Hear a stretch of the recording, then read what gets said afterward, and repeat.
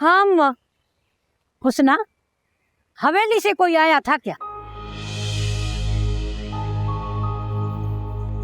कौन आएगा वहां हवेली से? देख बेटी, ये हमारा छोटा सा गांव है। यहाँ अगर मुट्ठी भर भी रहता आएगी ना तो पूरे गांव में पता चल जाता है। अम्मा वो छोटे सरकार आए थे। क्यों, खैरियत से आए थे? वो अम्मा हवेली में उनके मेहमान आए हैं, तो वो इस सिलसिले में मुझसे मिलना चाह रहे थे। क्यों? उनको रुदाली से मिलने का शौक है। उनके लिए तो नई बात है ना। लेकिन वो किसी को भेज भी तो सकते थे ना। पता नहीं मुझे अम्मा। रुदाली से मिलने का शौक। लेकिन आया कौन था? छोटे सरकार फयाज आए थे। मैंने सुना है कि वो अच्छा आदमी नहीं है। हाँ, ऐसा ही कुछ। अच्छा अम्मा, वो मैं चाची वसाई के पास जा रही हूँ।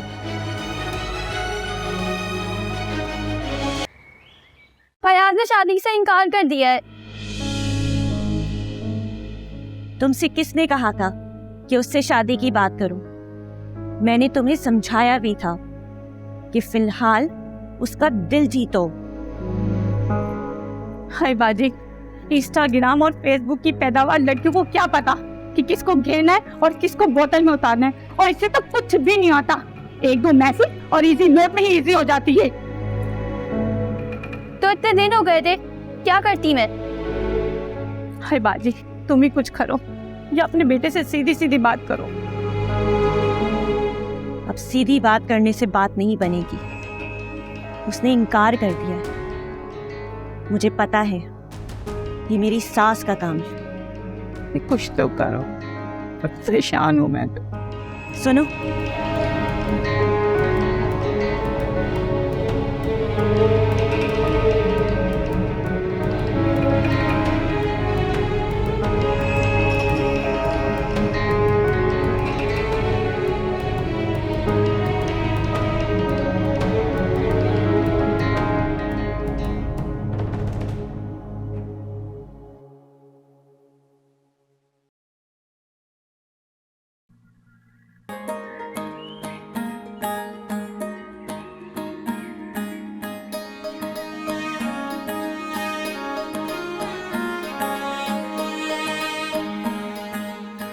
अम्मा, कल मलूक आया था। खैर से? हाँ, मुझे कह रहा था कि लेकर जाना चाहता है। मैंने कहा था कि आज बताऊंगी। तुमने क्या सोचा है? आप बताएं। देख देख हुस्ना, तू भी अपनी बच्ची है मेरी। ये भी तुम्हारा अपना घर है। जब दिल करे आजा, लेकिन अपना घर बचाना भी तुम्हारी जिम्मेदारी है ना। हाँ, लेकिन वो अद्दी को अपनाना नहीं चाहते अम्मा।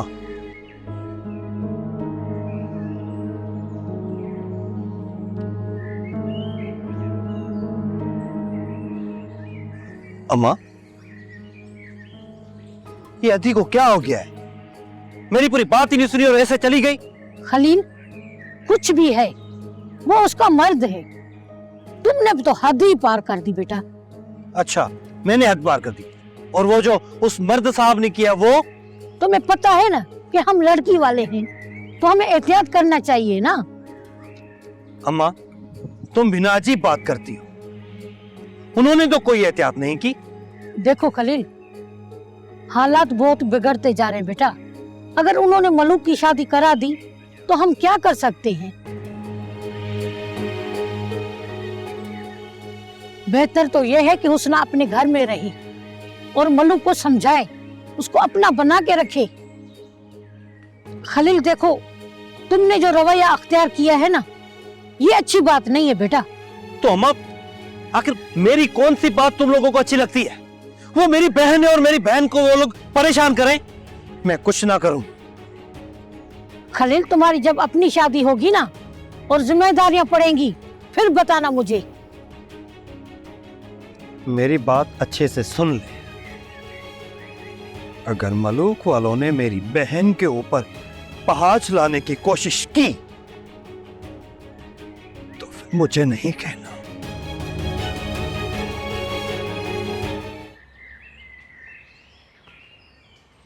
बहू, बहुत हो गया। अपने रिश्तेदार से कहो क्यों चलते बने। बड़ी अम्मा, आप उन्हें बर्दाश्त क्यों नहीं कर रही हैं? ये सवाल करने का है? तुम्हारा शौहर तो 10 मिनट भी बर्दाश्त नहीं करता था उनको। उन्हें भी आप ही मना करती थी। अगर वो मेरी बात मानता ना तो तुम भी यहाँ नहीं होती, ये मालूम है ना। वो जाना चाहती हैं, लेकिन फयाज ने उन्हें रोका हुआ है। किस लिए? क्योंकि वो पहली मर्तबा आई हैं। बहू, तुम इस तरह की फजूल बातें मत करो। उस लड़की से शादी का इनकार फयाज ने खुद किया है और मैंने अपने कानों से सुना है। ऐसा कैसे हो सकता है? फयाज उससे शादी की बात क्यों करेगा? ये तो बड़ों का मामला है। यहाँ के बड़े खुद मर्द होते हैं और किसी ने भी मेरी मर्जी से या मुझसे पूछ के शादी नहीं की है। बख्श खान जब तुम्हें ब्याह के लाया था, जब मुझे पता चला था। एजाज ने भी शादी कर ली है और अपनी दुल्हन लेकर आ गया। अब तुम फयाज को रोक सकोगी? फयाज मेरी बात मानेगा। लेकिन एक बात है बहू, इस तरह की बहू दोबारा इस हवेली में नहीं आएगी। बड़ी अम्मा, आप ज्यादती कर रही है।